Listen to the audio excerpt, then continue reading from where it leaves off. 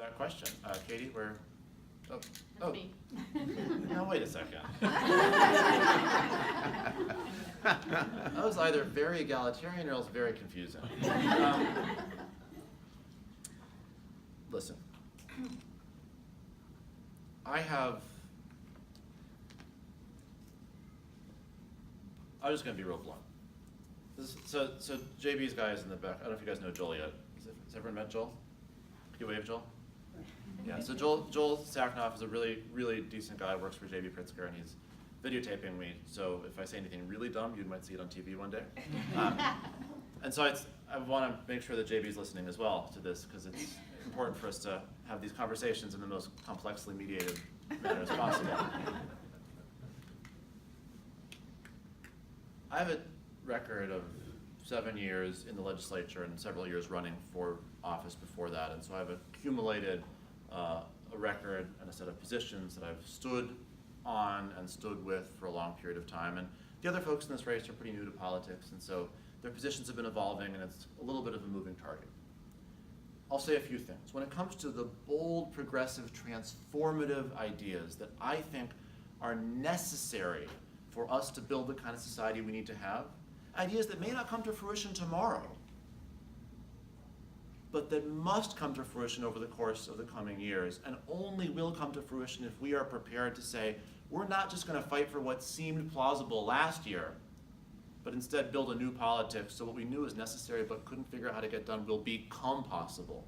On those issues, there's big differences. I'm the only candidate in this race for single-payer health care. I'm the only candidate in this race who supports taxing financial transactions at the Board of Trade. The only candidate in this race who supports closing the so-called carried interest loophole, the Bruce Rauner tax loophole that allows people like Rauner to get a 20% tax cut on their federal income taxes just by, frankly, dishonestly, though legally, reclassifying their income as though it were not income. On these ideas that are edgy and make some people uncomfortable, but are necessary if we're going to build the kind of society we need to build, there are massive gaps. On other issues, there are some similarities.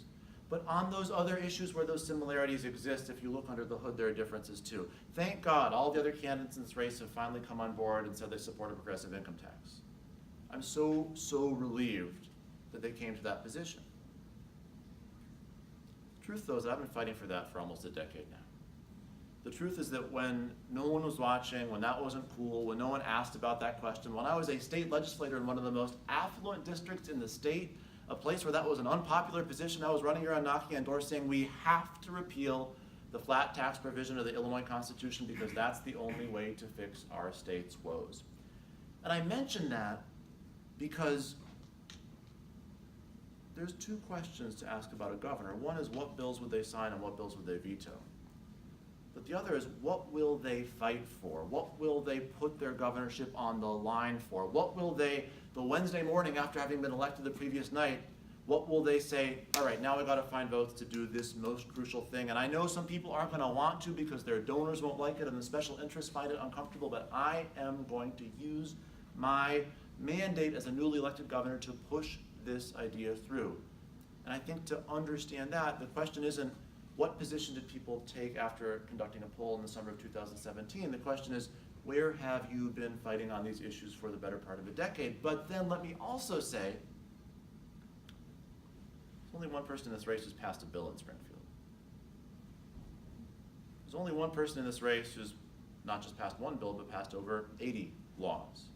There's only one person in this race who has gone up against special interests like the life insurance industry and the Wall Street lobby to try to pass a bill that folks had given up for dead. Folks had said, that's a nice idea, Daniel, but it's too hard. There's too powerful interests that oppose it, so don't even bother any longer.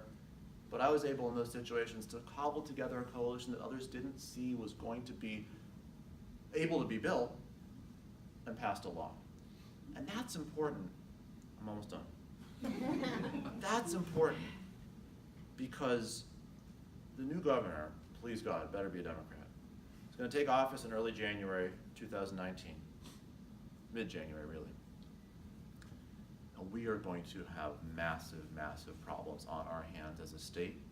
And we as progressives are going to have a massive, massive wish list of things that we want to get done. And the question that I think we need to be asking ourselves on top of values, on top of record, on top of history, on top of vision, question is, who knows how to get things done in Springfield? We've got ourselves a Donald Trump and we've got ourselves a Bruce Rauner. I don't think the track record of inexperienced billionaires is so high. Let's try someone who knows something about state government.